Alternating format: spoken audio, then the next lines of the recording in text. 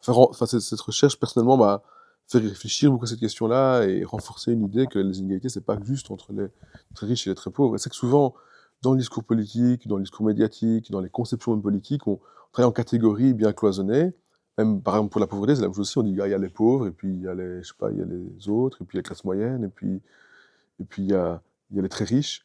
Et souvent, pour les inégalités, soit on s'adresse vraiment aux très pauvres, ou soit vraiment aux très riches en disant, voilà, c'est aux millionnaires qu'il faut taxer, faire des taxes sur le grand patrimoine, et sans se rendre compte que les inégalités, c'est aussi entre la classe moyenne supérieure et peut-être les classes populaires aussi, quoi.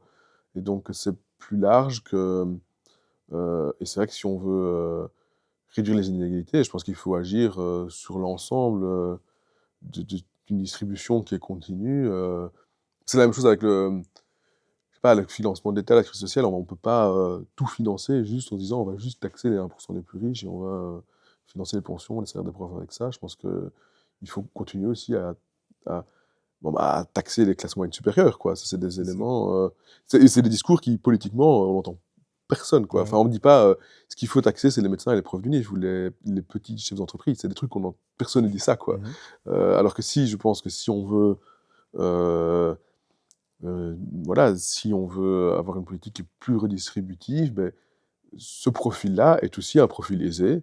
Moi, quelque chose que je disais, c'est que finalement, une classe moyenne supérieure, c'est quand même une classe supérieure.